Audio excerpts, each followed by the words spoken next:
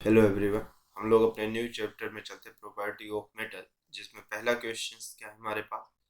A copper wire and a steel wire of same diameter and length are connected in to end and a force is applied which stretch their combined length by 1 centimetre. ठीक, the two wire will have. Questions पे ये बोल रहा है कि मेरे पास दो wire है, एक कॉपर का है, ठीक है, और दूसरा ऑफ किसका है, मेरे पास स्टील का है। इस तरह से दो वायर है, ये कॉपर है और ये कौन सा मेरे पास, एजम्पशंस करता हूँ स्टील है, ये दोनों कनेक्टेड है। हाँ, मेरे पास कैसा सेम डायमीटर है दोनों का, मतलब डायमीटर सेम है, तो रेडियस ऑफ मेरे पास स्टील का भी और किसका, कॉपर का भी, दोनों इक्वल होगा।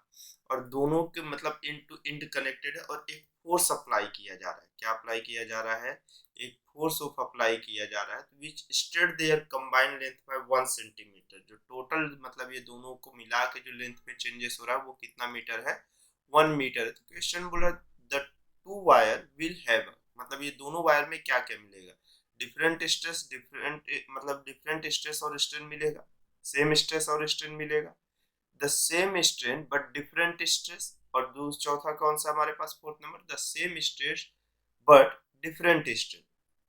तो अगर आपको मालूम है कि ये दोनों इस तरह से कनेक्टेड है, एक सीरीज ऑफ कॉम्बिनेशन है, तो आप या तो स्प्रिंग वाले फॉर्मेट में आप देख सकते थे कि अगर मेरे पास दो स्प्रिंग सीरीज में कनेक्टेड हैं तो मेरे पास दोनों का डिस्प्लेसमेंट डिफरेंट होगा बट फोर्स की वैल्यूएशन कैसी होगी, सेम होगी।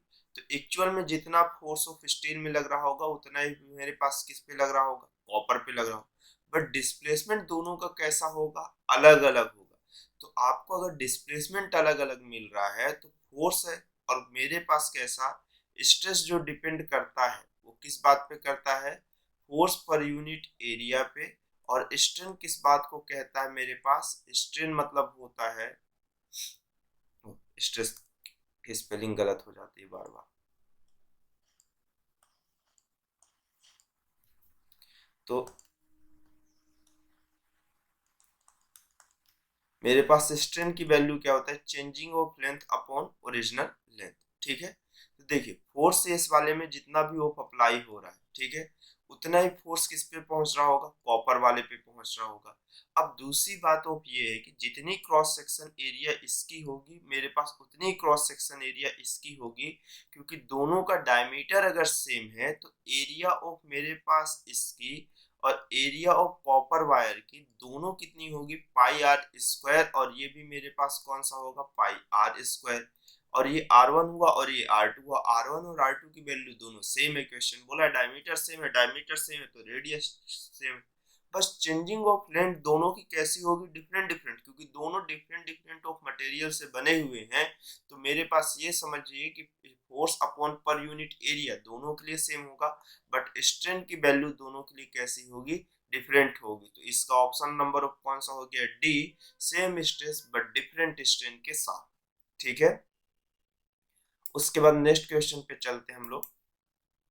नेक्स्ट क्वेश्चन क्या है, there are two wire of same material and the same length while the diameter of second wire is 2 times the diameter of first wire, the ratio of extension produced in the wire by applying the same load will be।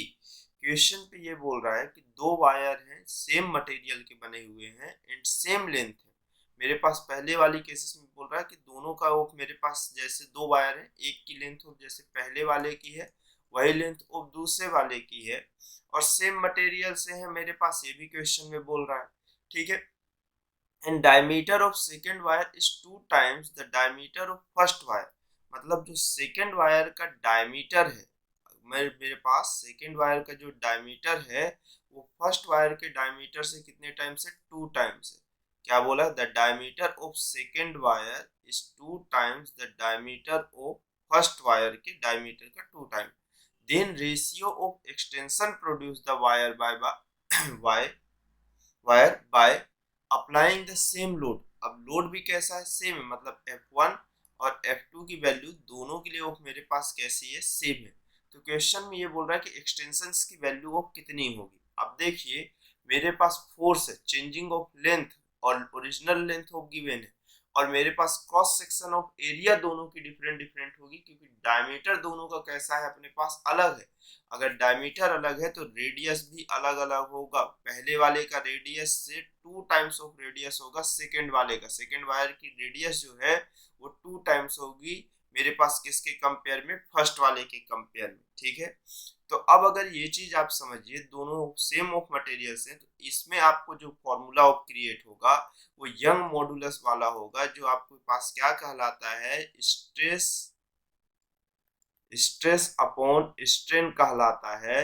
जिसके लिए आप ये कहते हो stress is equal to force per unit area, और strain is equal to क्या कहते हो, changing of length upon original length, जहां से आपको ये निकल के आता है फोर्स अपॉन एरिया और ये length upon of changing of length. आप ये समझो मटेरियल ऑफ दोनों का सेम है, और मेरे पास वायर में क्या चीज के लिए पूछा है, चेंजिंग ऑफ लेंथ कितना होगा, ये चीज हमें बताना है। ठीक है, तो अगर चेंजिंग ऑफ लेंथ के लिए पूछा है तो यही चीज हमें क्वेश्चन के लिए अगर फाइंड करनी है, तो आप ये समझो कि del L is equal to F dot of L upon of A dot of Y. ठीक, ये ऑफ मेरे पास हुआ। ठीक है, अब अगर ये चीज हुआ मेरे पास, तो आप एक चीज और देखो कि मेरे पास अब दोनों ही वाले वायर के लिए मेरे पास कैसा, पहले वायर के लिए मेरे पास कैसा फोर्स सेम है, लेंथ भी वायर की सेम है, यंग मॉडुलस भी सेम है, क्योंकि मटेरियल कैसा है, सेम है। तो मेरे पास वेरी क्या कर रहा है, रेडियस वेरी करने के कारण क्या वेरी कर रहा होगा, एरिया। तो मेरे पास चेंजिंग ऑफ लेंथ जो होगा वो इनवर्सली प्रोपोर्शनल ऑफ एरिया होगा। और अगर मैं पहले वाले की बात करूं, सबसे फर्स्ट वाले में कितना ऑफ होगा, तो ये चीज आप समझो कि मेरे पास एरिया को मैं कितना लिख सकता हूँ, पाई r1 का स्क्वायर, और दूसरे वाले के लिए मैं कितना लिख सकता हूँ, del L2 is equal to 1 by into pi r2 का कितना होगा, स्क्वायर। अगर इस चीज को मैं डेल L1 लिखूं, तो इस चीज से आप समझो कि यहाँ पर मेरे पास कैसा, ये इनवर्सली प्रोपोर्शनल है। अब क्वेश्चन पे ये बोला है कि जो R2 की वैल्यू है वो 2 टाइम्स ऑफ किसके है मेरे पास 2 टाइम्स ऑफ किसके है, पहले वाले के। तो ये 1 बाई ऑफ पाई R1 का स्क्वायर। तो वायर में मेरे पास कैसा है, रेशियो पूछा है कि उसकी एक्सटेंशन लेंथ की मेरे पास रेशियो कितनी होगी। तो डेल L2 की जो वैल्यू होगी 1 बाई ऑफ पाई R2 का क्या हुआ, स्क्वायर। और जैसे ही मैं इसको वैल्यू पुट किया, तो ये पाई R2 का square upon of pi R1 का स्क्वायर। और क्वेश्चंस के हिसाब से आपको मालूम है कि मेरे पास पहले तो पाई पाई कैंसिल आउट हो जाएगा, और R2 की जो वैल्यू है वो 2 टाइम्स ऑफ R1 है। तो डायरेक्टली 2R1 का मैं स्क्वायर ऑफ पुट किया, और अपॉन ऑफ कौन सा हुआ, R1 का स्क्वायर। तो ये कौन सा हुआ, 4R1 का स्क्वायर अपॉन ऑफ R1 का स्क्वायर, ये कैंसिल आउट हो गया। तो del L1 upon of del L2 की जो वैल्यू होगी वो 4 बाई ऑफ 1 होगी, या 4 इस रेशियो कैसा होगा, 1। तो मतलब ऑप्शन नंबर ऑफ कौन सा इसका करेक्ट है, डी वाला करेक्ट है। ठीक है, तो ये चीज ऑफ हुआ, इजी है क्वेश्चन, ज्यादा इधर उधर नहीं, मैं just of calculation lengthy process पे दिखा रहा हूँ, बस हो गया। ठीक है, चलिए नेक्स्ट क्वेश्चन पे चलते हैं हम लोग। नेक्स्ट क्वेश्चन में क्या बोल रहा है, ए 5 मीटर लॉन्ग एल्युमिनियम वायर, उसका यंग मॉडुलस ऑफ गिवन है, of diameter 3 mm, support a 40 kg mass in order to have the same elongation in copper wire Y of the same length under the same weight, the diameter should now be। Questions पे ये बोल रहा है हमारे पास कि कैसा एक 5 metre long है, कितना मीटर है, 5 मीटर लॉन्ग, कौन सा ऑफ वायर है मेरे पास, एल्युमिनियम वायर की बात कर रहा है, इसकी लेंथ ऑफ कितना है, 5 मीटर, और इस वायर का यंग मॉडुलस ऑफ मेरे पास ये गिवन है, ऑफ डायमीटर ऑफ कितना गिवन है, डायमीटर की वैल्यू ऑफ 3 मिलीमीटर है, मतलब मेरे पास 3 इंटू 10 पावर ऑफ -3, और रेडियस की जो वैल्यू हो जाएगी वो हमारे पास कितनी हो जाएगी, 1.5, या इसी को मैं कितना कह सकता हूँ, 3/2 10 पावर ऑफ -3। ठीक, और सपोर्ट ए 40 kg मास, और जो मास से सपोर्टेड है वो कौन से मास है, 40 kg ऑफ मास इस पे सपोर्ट कर रहा है। In order have the same elongations, तो इसका जितना भी डेल एल आ रहा है उतना ही डेल L1 जो पहले वाले का आएगा वही डेल L2 भी होगा, किसका, कॉपर वायर का जिसका यंग मॉडुलस इतना है और सेम लेंथ है, एटलीस्ट ऑफ मेरे पास अगर कॉपर वायर के लिए भी बोला गया है कि जो लेंथ की वैल्यू वो कितना मीटर है, 5 मीटर है, अंडर द सेम वेट, और जो मास भी है वो भी कितना है मेरे पास 40 केजी है, और दूसरा ऑफ मेरे पास the diameter should now be, तो उसका डायमीटर ऑफ कितना होगा, अभी जस्ट आप देखे हो कि मेरे पास चेंजिंग ऑफ लेंथ के फॉर्मेट में आपके पास वैल्यूएशन ऑफ कितनी होगी। अब अगर ये चीज क्वेश्चन में कहा है तो आप ये चीज समझो कि क्या क्या चीजों कॉमन है। अभी अगर ऐसा है यंग मॉडुलस के फॉर्मेट में बोला है, चेंजिंग ऑफ लेंथ पूछ रहा है, डायमीटर गिवन रेडियस, तो आप डायरेक्टली इस फॉर्मूले को आप समझ सकते हो कि Young modulus is equal to force upon area, और ये कौन सा होगा, चेंजिंग ऑफ लेंथ, और इधर कौन सा हो जाएगा, ओरिजिनल लेंथ। ठीक है, ये फॉर्मेट होगा। अब देखिए इस पूरे फॉर्मेट में कैसा, डेल एल की भी वैल्यू सेम है, फोर्स की भी वैल्यू सेम है, क्योंकि फोर्स इज इक्वल टू कैसा होगा, अगर वायर इस तरह से लटका होगा और यहाँ पे जो सपोर्ट लग रहा होगा वो 40 केजी का होगा, तो इस पे एक ग्रेविटेशनल फोर्स नीचे लगेगा, 40 इंटू जी हो जाएगा, जिसकी वैल्यू ऑफ कितना हो जाएगा, 400 न्यूटन होगा। तो मेरे पास क्वेश्चंस के हिसाब से F1 की वैल्यू और F2 की वैल्यू दोनों में सेम है। मेरे पास एक चीज और सेम है, L की वैल्यू ऑफ दोनों के लिए सेम है, एलोंगेशन ऑफ लेंथ की भी वैल्यू ऑफ मेरे पास दोनों में सेम है। तो वेरी क्या करेगा, यंग मॉडुलस की वैल्यू किस बात पे डिपेंड कर रही होगी, सिर्फ उसके एरिया पे। तो F is a inverse, sorry, young modulus Y is a inversely proportional. अब यहां से अगर मैं देखूं तो Y is inversely proportional of 1/a, बाकी सब तो कांस्टेंट ऑफ ही रहेगा। तो अगर ये चीज है तो यंग मॉडुलस ऑफ मैं किसका निकालूं, पहले वाले का इज इक्वल टू 1/a1, और यंग मॉडुलस ऑफ सेकेंड वाले का 1/a2, जहां से कितना हो गया, a2/a1 हो गया। तो यंग मॉडुलस की वैल्यू 7 इंटू 10⁻10, और यंग मॉडुलस ऑफ सेकेंड की वैल्यू कितना होगा, 12 इंटू 10⁻10, और ए टू की वैल्यू हो जाएगी पाई r2 का स्क्वायर अपॉन ऑफ, इधर हो जाएगा पाई r1 का स्क्वायर। ठीक, अब देखिए ये पाई और पाई कैंसिल, और ये अमाउंट ऑफ ये अमाउंट कैंसिल। ठीक, अब मेरे पास डायमीटर की वैल्यूएशन के लिए बोला है, तो इसके स्क्वायर को मैं दूसरे साइड ऑफ लेके गया, तो ये मेरे पास कितना हो गया, यहाँ पर से 7/12 का, और ये कितना हो गया 7/12, और इसकी पावर में ऑफ कितना हो जाएगा, ये वाला ऑफ अमाउंट 1/2।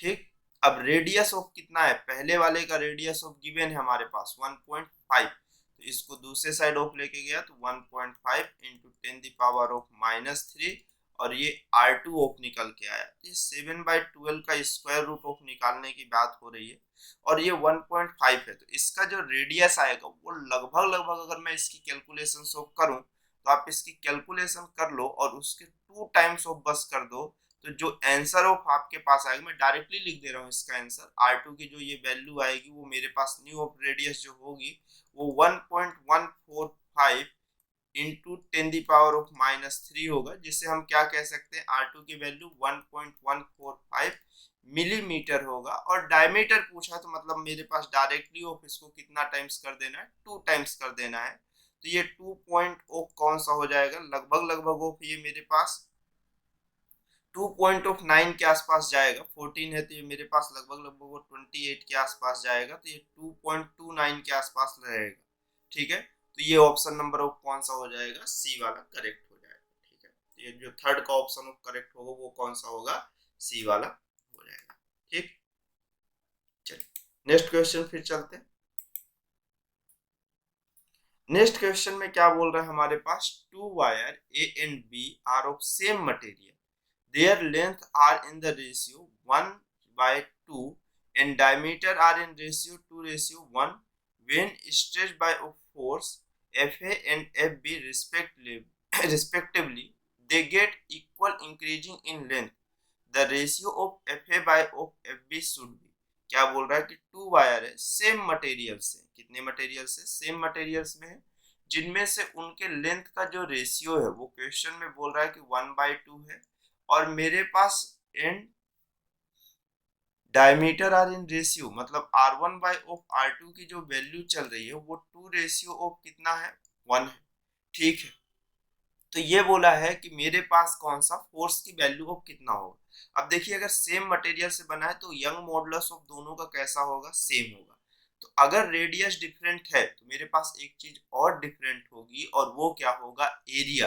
तो मैं डायरेक्टली ऑफ इसमें से एरिया का रेशियो अगर निकालना चाहूँ तो मैं इसे क्या कर दूं, पाई से न्यूमरेटर में पहले तो इसको स्क्वायर कर दूं, ये स्क्वायर करके और दोनों को कैसे मल्टीप्लाई कर दूं, पाई से, ऊपर भी और नीचे भी। तो कोई ऑफ कांस्टेंट में फर्क हो नहीं पड़ रहा होगा, ये पाई पाई ऑफ लास्ट पे कैंसिल ही आउट होगा यहाँ पर से। तो R1 का स्क्वायर और R2 का स्क्वायर ऑफ कितना हो जाएगा, ये 4:1 हो जाएगा, जो कि कितना होगा, एरिया ऑफ फर्स्ट और एरिया ऑफ सेकंड का क्या हो जाएगा, स्क्वायर हो जाएगा। अब अगर मुझे ये चीज बोला है, टू ऑफ मटेरियल से बोला है, कुछ भी ऑफ नहीं बोला है, चेंजिंग ऑफ लेंथ की बात कर रहा हो, फोर्स ऑफ एरिया की बात कर रहा हो, तो हर बार आपको एक ही चीज देखना है कि उसका यंग मॉडुलस की वैल्यू ऑफ कितना होगा, force upon area into length upon of changing of length. बस डायरेक्टली ये दोनों का अगर आप रेशियो निकालिए तो आपको सिर्फ और सिर्फ किस चीज में बोला है, फोर्स और एरिया पे बोला है। तो फोर्स और एरिया और किस बात पे बोला है, लेंथ पे बोला है। तो आपको ये चीज समझ में आनी चाहिए कि मेरे पास अगर यहाँ पर से अगर मैं इसको रेशियो ऑफ निकालना स्टार्ट करूं तो ये एफ ए हो गया, ये वाला ए को मैं फर्स्ट लिख देता हूँ, ये फर्स्ट फर्स्ट और ये फर्स्ट हुआ। चेंजिंग ऑफ लेंथ दोनों का कैसा बोला है, when stretch by of force then get equal increasing in their length. तो मतलब चेंजिंग ऑफ लेंथ दोनों की कैसी है, सेम है। तो y1 upon of y2 is equal two of कौन सा हो जाएगा, f1 इंटू L1 और डिनोमिनेटर में a1 इंटू डेल L1 और इधर से डिनोमिनेटर में ऑफ कितना हुआ मेरे पास, a1 और कितना हो गया, sorry a2 del L2 upon of कौन सा हो गया, f2 इंटू L2। अब मेरे पास चेंजिंग ऑफ लेंथ दोनों की सेम है और फोर्स की वैल्यूएशन ऑफ नहीं, फोर्स नहीं सेम है, सॉरी फोर्स ही तो फाइंड करना, आप फोर्स ही हटा रहे हो, सिर्फ वैल्यू ऑफ कौन सा कर रहा होगा, यंग मॉडुलस। अब क्वेश्चंस के हिसाब से अगर देखो तो आपको किसकी वैल्यू बोला, F A upon of F B की वैल्यू बोला है। तो मतलब F1 अपॉन ऑफ F2 को एक साइड रख दो, ये दूसरे साइड जाएगा तो A1 बाई ऑफ कितना हो जाएगा, A2 और मेरे पास लेंथ क्या हो जाएगा, L2 बाई ऑफ कौन सा हो जाएगा, L1। तो F1 बाई ऑफ F2 की जो वैल्यू होगी, एरिया कितना हो जाएगा, 4 बाई ऑफ 1 और लेंथ की value of L2 by L1 कितना हो जाएगा, 2 बाई ऑफ 1। मतलब एक ही ऑप्शन ऑफ मैच करता हुआ चल रहा है। F1 बाई ऑफ F2 की जो वैल्यू है वो 8 बाई ऑफ कितना है, यहाँ पे 1 है। ऑप्शन नंबर ऑफ कौन सा करेक्ट है इसका, डी वाला करेक्ट। ठीक है, नेक्स्ट पे चलते हैं फिर।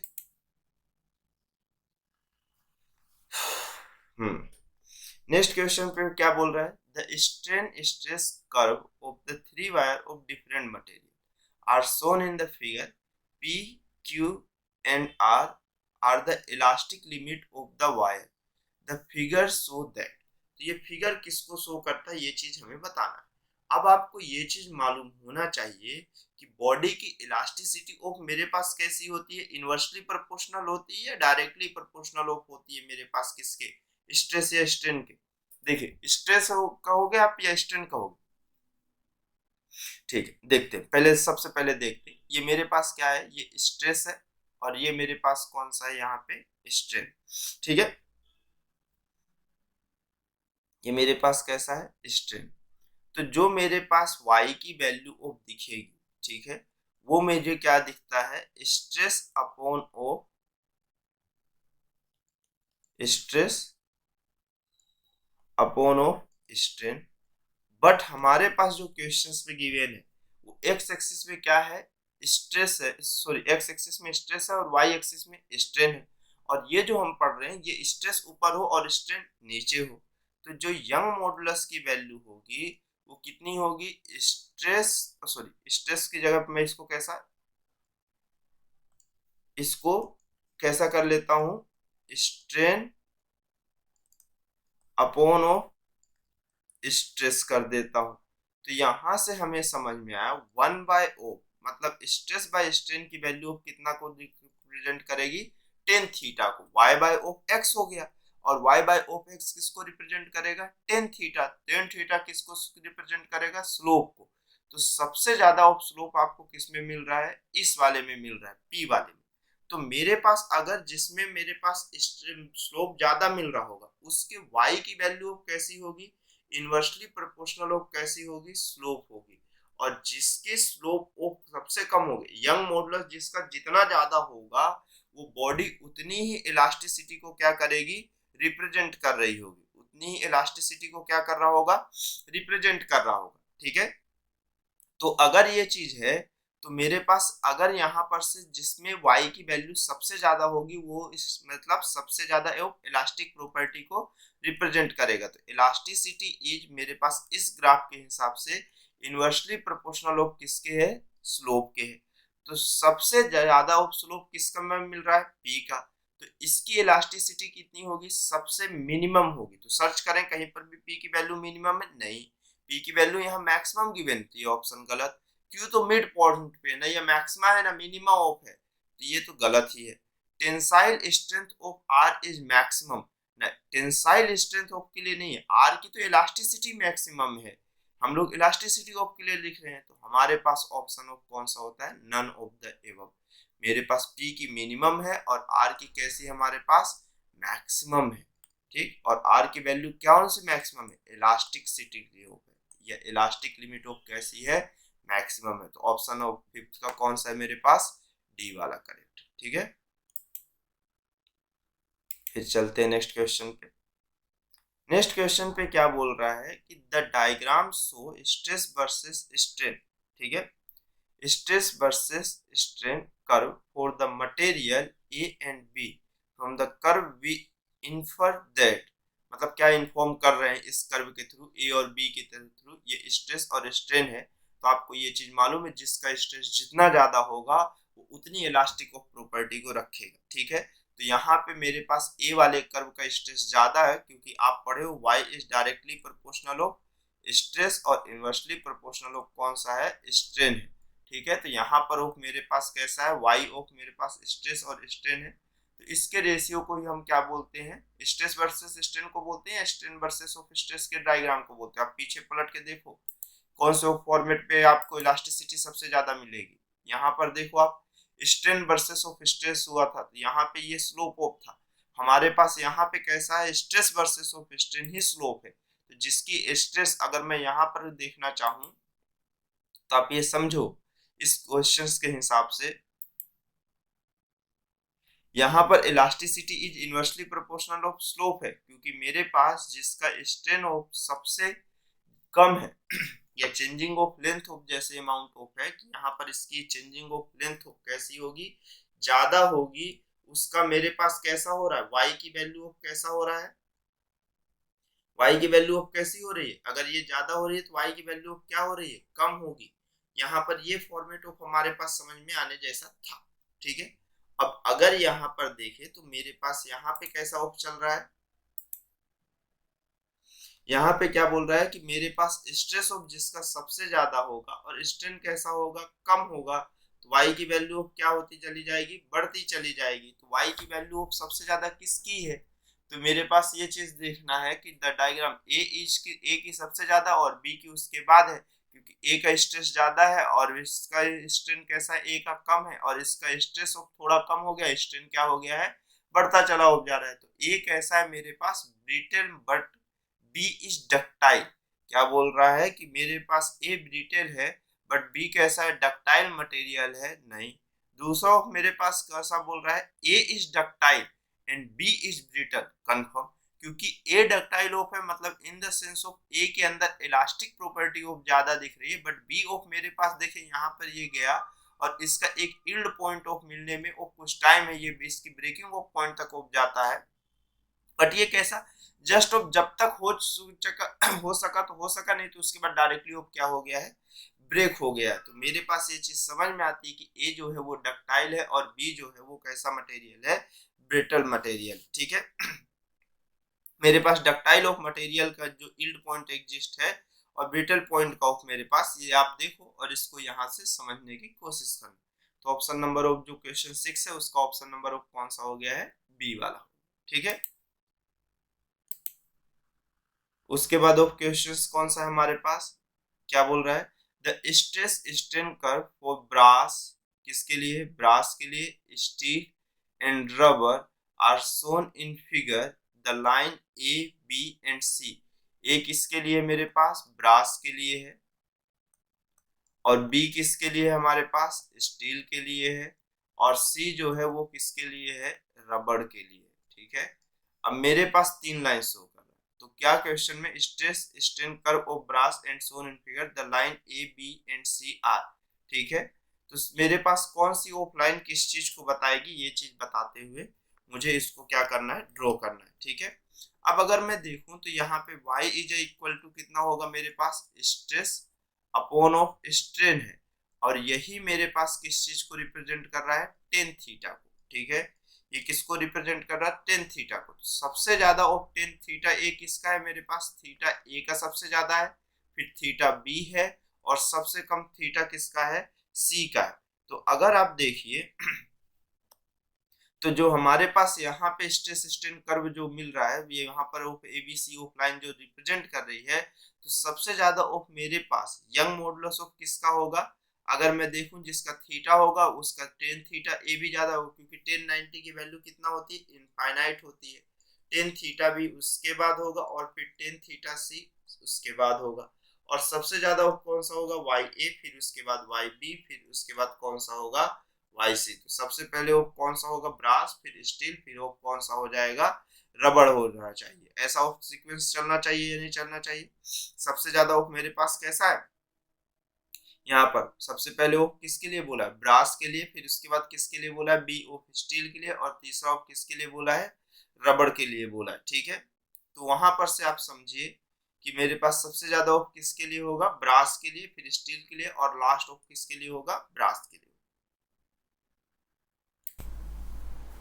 और जबकि इस क्वेश्चन में मतलब यहाँ पर के हिसाब से तो ऑप्शन नंबर ऑफ कौन सा करेक्ट हो रहा है बी करेक्ट हो रहा है, बट प्रैक्टिकल लाइफ में कैसा होता है ये मुझे हो सकता है कि सीक्वेंस गड़बड़ दे दिया हो क्वेश्चंस पे। एक्चुअल में पहले स्टील आता, फिर ब्रास आता, फिर रबड़ आता। ठीक है, हो सकता है इसके सीक्वेंस ऑफ में कुछ गड़बड़ हो गया होगा, लेकिन मतलब इसका ऑप्शन नंबर ऑफ जो क्वेश्चन गिवन है उसके हिसाब से ऑप्शन नंबर ऑफ कौन सा करेक्ट है बी वाला ही करेक्ट है। ठीक है, अब जैसे इस क्वेश्चन पे देखते हैं, इस क्वेश्चन पे क्या बोला है steel ring of radius small R and cross section area कितना है A is filled on is fitted on to a wooden disc of radius capital R और R is greater than of small R if Young modulus be E then the force with which the steel ring is expanded। Question में बोल रहा है कि एक steel ring था जिसकी of radius कितनी थी हमारे पास पहले स्मॉल आर थी। ठीक है, इसको एक वुडन ऑफ डिस्क पे क्या कर दिया गया, ऐसे वो मेरे पास ये वुडन डिस्क था इसके ऊपर रख दिया गया जिसकी रेडियस ऑफ कितनी है कैपिटल आर है। तो अब ये बताना है कि इस वाले फॉर्मेट से इसकी लेंथ में कितना चेंजेस हुआ होगा, इस चीज को बताना है। ठीक है, तो अब अगर हम लोग ये देखें तो हमारे पास इलास्टिसिटी ऑफ गिवन है, यंग मॉडुलस ऑफ गिवन है इसकी, तो Young modulus is equal to क्या होता है force per unit area upon of changing of length upon original length. जहां से ई की वैल्यू अगर मैं देखूं तो ई अपॉन यहाँ यंग मॉडुलस को ई से रिप्रेजेंट करने के लिए बोला इसलिए मैं ई से रिप्रेजेंट कर रहा हूँ। ठीक है, ए इंटू एल बाई ऑफ कितना हो गया ये डेल एल हो गया। अब देखिए इलास्टिसिटी ऑफ की वैल्यू ऑफ पूछा है ई, फोर्स तो वही ऑफ होगा और ए भी वही होगा, मुझे क्या सिर्फ चाहिए changing of length upon original length का रेशियो ऑफ चाहिए। तो पहले ये तो देखिए इसकी लेंथ में चेंजेस कितना हुआ है, क्योंकि मेरे पास अभी वाली केसेस पे जो लेंथ ऑफ है वो तो मेरे पास मालूम है कि उसमें लेंथ ऑफ कितना होना है, या मेरे पास कैसा del L upon of L की वैल्यू ऑफ तो निकालूं। देखिए पहले अगर मैं कहूं कि इनिशियल टाइम पे जो इसकी लेंथ थी तो जब ये फिट नहीं था तब इसकी रेडियस स्मॉल आर थी, तो इनिशियल लेंथ जो आपको मिली होगी वो कितनी मिली होगी यहाँ पर से 2 पाई आर। रिंग का सरकमफेरेंसी मेरे पास उस वायर की क्या कहलाएगी स्टील वायर की लेंथ कहलाएगी। अब बाद में ये डिस्क में ऑफ लपेट दिया गया है, लेकिन ये डिस्क का रेडियस कैपिटल आर है और इसकी रेडियस ऑफ कितनी हमारे पास स्मॉल आर, तो इसका जो सरकमफेरेंस होगा वो मेरे पास कौन सा होगा सिर्फ इसकी रेडियस ऑफ लेना है हमारे पास इनिशियल के बाद। अब हम कौन सी लेंथ को चलेंगे फाइनल लेंथ को चलेंगे, जिसमें से अगर मैं फाइनल लेंथ की बात करूं तो फाइनल लेंथ जो हमारे पास निकल के आएगा वो कितना हो जाएगा 2 पाई कैपिटल आर। अब जो चेंजिंग ऑफ लेंथ होगा वो मेरे पास कितना होगा, फाइनल माइनस इनिशियल, मतलब 2πr minus of 2π small R, और यहाँ से 2π को अगर मैं कॉमन ले लूं capital R minus of small R, यही चेंजिंग ऑफ लेंथ होगा। तो यहाँ पर से अगर मैं चेंजिंग ऑफ लेंथ की बात करूं तो ये 2π capital R minus of small R, और जो इनिशियल लेंथ है, ये जो ओरिजिनल लेंथ थी वो कौन सी थी, 2π इंटू स्मॉल आर, ये 2π और ये 2π कैंसिल, तो E is equal to F by of A और into of small R upon of capital R minus of small R होगा। तो जो कि ऑप्शन ऑफ कौन सा होगा मेरे पास, अब पूछा कौन सा, then the force with which the steel ring is expanded, किस फोर्स के साथ स्टील रिंग एक्सपेंड होगा ये चीज बताना है। तो यंग मॉडुलस की वैल्यू गिवन थी, फोर्स की वैल्यू पूछी है सॉरी, तो मेरे पास ये कितना हो गया, A into E capital R minus of small R upon of कितना हो गया स्मॉल आर। ये ऑप्शन नंबर ऑफ कौन सा मैच कर गया एफ के लिए, option number of B match कर गया। ठीक है, तो मेरे पास यहाँ पे 8th के लिए कौन सा हो गया, बी वाला हो गया। चलिए नेक्स्ट क्वेश्चन पे चलते हैं हम लोग।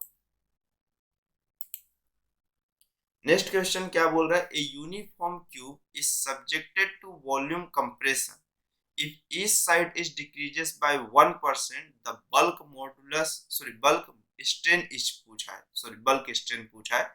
तो क्या बोला है, एक यूनिफॉर्म क्यूब है जो सब्जेक्टेड है कैसा, वॉल्यूम ऑफ कंप्रेशन के है। ठीक है, अगर हर साइड से उसे डिक्रीज कर दिया गया 1% से, तो द बल्क स्ट्रेन ऑफ कितना होगा, सिर्फ ये बताना है। तो अगर मैं बात करूं तो मेरे पास जो बल्क स्ट्रेन मिलता है उसकी वैल्यूएशन ऑफ हम कितना लिखते हैं बल्क स्ट्रेन के लिए, changing of volume upon of original volume. ठीक है, अगर ये चीज ऑफ कहते हैं कि changing of volume upon original volume, तो मेरे पास सिंपल सा मालूम है कि वॉल्यूम है तो उसकी हर साइड से जो लेंथ में चेंजेस हुआ होगा वो कितना हुआ होगा मेरे पास 1% का हुआ होगा। एक्चुअल में डायरेक्टली वॉल्यूम तो नहीं चेंज हुआ, अगर कंप्रेस ऑफ कर रहे हैं तो वो बोल रहा है कि volume compression if each side decreases by 1%, her side की लेंथ में कितना परसेंट डिक्रीज हो रहा है, 1% हो रहा है। तो volume is equal to L cube होता है, और अगर मैं इसे डिवाइड ऑफ करूं, मैं इसे एल के रिस्पेक्ट में अब क्या करता हूं, मैं डिफरेंशिएट कर देता हूं। आप एरर में पढ़े होंगे क्योंकि इसकी वॉल्यूम में चेंजेस हो रहा है किसके कारण, लेंथ के कारण। तो मैं इसे क्या करेगा, मैं इंटीग्रेट ऑफ करना स्टार्ट करता हूं v को किसके रिस्पेक्ट में, l के रिस्पेक्ट में। मुझे वॉल्यूम में चेंजेस देखना है किसके रिस्पेक्ट में, लेंथ के रिस्पेक्ट में। तो ये dv बाई ऑफ dl हुआ, और ये कितना हुआ d बाई ऑफ dl, और ये l क्यूब हुआ। अगर मैं इसे डिफरेंशिएट किया तो ये कितना हो जाएगा 3l, और कितना हो जाएगा ये मेरे पास 3l स्क्वायर हो जाएगा, हाँ 3l स्क्वायर हो जाएगा, यही होना चाहिए ना। मेरे पास क्या होता है D by of D x, x की पावर में n का n इंटू एक्स की पावर में n माइनस ऑफ 1 हो जाता है। ठीक है, और ये कितना हो गया dv बाई ऑफ dl। तो यहाँ पर से अगर आप देखिए तो आपको ये समझ में आया होगा कि dv की वैल्यू ऑफ जो हुई होगी वो मेरे पास कितनी हुई होगी, 3l square dot of dl हुआ होगा। मतलब changing of volume with respect to length of इतना आया होगा, बट बल्क स्ट्रेन पूछा है, मतलब इस पे dv की वैल्यू जो है उसमें उसको क्या चाहिए, v को भी डिवाइड करना है। तो ये 3% ऑफ से हुआ है, कितने परसेंट से हुआ है, 3% से ऑफ हुआ है। तो मेरे पास ये कितना हुआ है यहाँ पर 3l square dot of dl, और अगर वॉल्यूम को डिवाइड किया तो ये मेरे पास इधर l क्यूब हो जाएगा, ये ऑफ एक कैंसिल होगा तो एक बस बचेगा, दो कैंसिल हो जाएंगे। dv बाई v की वैल्यू जो है वो 3 इंटू dl बाई ऑफ कितना हो गया मेरे पास l हो गया। ठीक है, अब ये चीज है कि मतलब जो changing of volume upon of v है वो 3 इंटू कितना हो जाएगा dl बाई ऑफ l हो जाएगा। तो मतलब जो भी लेंथ में जितना भी परसेंट चेंजेस हो रहा होगा उसका कितना टाइम्स होगा, 3 टाइम। तो चेंजिंग ऑफ लेंथ कितना है मेरे पास 1%, तो वॉल्यूम में जो चेंजेस हो रहा होगा वो कितना परसेंट हो जाएगा 3%। लेकिन आंसर में ऑप्शन में जो है वो परसेंटेज में नहीं गिवन है, वो पॉइंट में गिवन, मतलब इसको 100 से क्या कर दीजिए डिवाइड, मतलब 0.03 हो जाएगा। तो dv बाई ऑफ v की वैल्यू जो होगी, जो बल्क स्ट्रेन होगा वो 0.03 होगा। तो ऑप्शन नंबर ऑफ कौन सा करेक्ट होगा, इसका डी वाला करेक्ट हो जाएगा। ठीक है, चलिए नेक्स्ट क्वेश्चन पे चलते हैं हम लोग। नेक्स्ट क्वेश्चन पे क्या बोल रहा है हमारे पास, ये बोल रहा है if the pressure applied the pressure applied from all the direction on a cube is P. How much is temperature should be raised to maintain the original volume? क्या बोल रहा है कि एक प्रेशर अप्लाइड किया जा रहा है ऑल डायरेक्शन से ऑन ए क्यूब पे, जिसमें से मेरे पास कैसा क्यूब इस P है। हाउ मच इस टेम्परेचर शुड बी राइज, उसका टेम्परेचर कितना ऑफ राइज किया जाए, मेंटेन रखा जाए कि ओरिजिनल वॉल्यूम ऑफ मिले, मुझे क्या मिले, कितना टेम्परेचर को राइज किया जाए जिससे वॉल्यूम ऑफ कैसा मिले, ओरिजिनल मिल रहा हो। तो the volume elasticity of the cube is beta and the coefficient of volume expansion is, मेरे पास कितना है एक्सपांशन का, अल्फा है। ठीक है, तो यहां पर अगर देखो तो आपको ये चीज समझ में आ रहा है कि प्रेशर अप्लाइड कर रहा है किसी डायरेक्शन में, कैसा, ऑल डायरेक्शन, और वो भी क्यूब पे, और कितना, पी है। मतलब इन द सेंस ऑफ ये प्रेशर क्या चीज की तरह बिहेव करेगा, स्ट्रेस की तरह बिहेव करेगा। किसकी तरह बिहेव करेगा, स्ट्रेस की तरह बिहेव करेगा कि ये मेरे पास फोर्स ऑफ की, मतलब प्रेशर क्या होता है, pressure is equal to force per unit क्या कहलाता है, एरिया ऑफ कहलाता है। तो ये मेरे पास किसकी तरह बिहेव करेगा, स्ट्रेस की तरह बिहेव करेगा। ये प्रेशर ऑफ मेरे पास कौन सा हो गया, फोर्स पर यूनिट एरिया हो गया। ठीक है, हाउ मच, तो एरिया की जगह पे यहाँ पे वॉल्यूम ऑफ हो जाएगा बस। How much its temperature should be raise to maintain the original volume, तो उसका टेम्परेचर कितना राइज हो जाएगा उसके वॉल्यूम को क्या करने के लिए, मेंटेन करने के लिए ओरिजिनल वॉल्यूम को। The volume elasticity of the cube is beta and coefficient of volume expansion is कितना है, अल्फा। तो अगर कोफिशिएंट ऑफ एक्सपेंशन ऑफ मेरे पास अल्फा है, तो मुझे ये चीज मालूम है कि जो चेंजिंग ऑफ वॉल्यूम की वैल्यू होगी वो volume into coefficient of expansion और डॉट ऑफ कौन सा, चेंजिंग ऑफ टेम्परेचर, कौन सा, टेम्परेचर चेंजिंग ऑफ टेम्परेचर के कैसा होगा मेरे पास, ये दोनों के मल्टीप्लीकेशन के कैसा होगा, इक्वल होगा। ठीक है, तो जो अगर पुरानी ऑफ वॉल्यूम है, मतलब जो जितना वॉल्यूम में चेंजेस हो रहा है वो ओरिजिनल वॉल्यूम इनटू कैसा होगा, कोफिशिएंट ऑफ वॉल्यूम जो एक्सपांशन है, और इनटू ऑफ कैसा होगा, चेंजिंग ऑफ टेम्परेचर होगा। ठीक है, अब अगर ये चीज हुआ तो यहाँ से alpha dot of del T की जो वैल्यू होगी वो डेल वी अपॉन ऑफ कौन सा होगा, वी। और अगर अच्छे से आपको दिखे तो यही आपके पास कौन सा है, बल्क, कौन सा है, बल्क स्ट्रेन है। कौन सा मेरे पास, बल्क स्ट्रेन है। और क्वेश्चन में क्या बोला है, volume elasticity of the cube. तो इलास्टिसिटी के लिए आप ये जानते हो कि मेरे पास कौन सा है होता है, इलास्टिसिटी के लिए आप ये पढ़ते हो स्ट्रेस अपॉन कौन सा, स्ट्रेस अपॉन स्ट्रेन के रेशियो को आप क्या बोलते हो, इलास्टिसिटी। अब आपके पास स्ट्रेस की वैल्यू तो पी के फॉर्मेट में गिवन है, और स्ट्रेन की वैल्यू ऑफ कितना गिवन है, यहाँ पर से हम निकाल चुके हैं alpha dot of del T, और इलास्टिसिटी के लिए क्वेश्चन में कितना गिवन है, बीटा। तो मुझे क्वेश्चन में सिर्फ और सिर्फ ये पूछा है कि उसके चेंजिंग ऑफ टेम्परेचर में वैल्यूएशन कितना होगा, क्योंकि कोफिशिएंट ऑफ एक्सपेंशन गिवन है। तो जो डेल टी की जो वैल्यू होगी वो P upon alpha dot of कितना हो जाएगा, बीटा हो जाएगा। तो चेंजिंग ऑफ जो टेम्परेचर होगा वो कितना होगा, P upon alpha dot of beta. मतलब ऑप्शन नंबर ऑफ कौन सा करेक्ट हो जाएगा, 10th का ए वाला करेक्ट हो जाएगा। ठीक है, चलिए नेक्स्ट क्वेश्चन पे चलते हैं। नेक्स्ट क्वेश्चन में क्या है, मार्क द रॉन्ग स्टेटमेंट। ठीक है, पहला ऑफ क्या बोला है, मतलब रॉन्ग स्टेटमेंट को बस टिक करना है। पहला क्या है, sliding of molecular layer is much easier than compression और एक्सपेंशन। ये सही स्टेटमेंट है, किसी भी मॉलिक्यूल्स लेयर को स्लाइड करना ज्यादा इजी होता है कंपेयर टू उसके शेप को चेंज करने में। ठीक है, अब क्या बोला है, reciprocal of bulk modulus of elasticity is called compressibility. ठीक है भाई, वो भी सही है, रेसिप्रोकल ऑफ बल्क मॉडुलस को बोल रहा है ऑफ इलास्टिसिटी, उस क्या कहते हो, कंप्रेसिबिलिटी। मतलब कैसा होता है कि जैसे बल्क मॉडुलस जो होता है, आप ये लिखते हो कि bulk modulus of is equal to stress upon कौन सा होता है, स्ट्रेन होता है। तो अगर इस वाले में स्ट्रेच ऑफ कर रहे हो तो इसके इनवर्सली प्रोपोर्शनल ऑफ को आप क्या कहोगे, कंप्रेसिबिलिटी। अगर मतलब ये हुआ, एक एक्सपेंशन हुआ एक कंप्रेसिबिलिटी हुआ, ये भी सही है। It is a difficult to use a long rod as compared to small rod।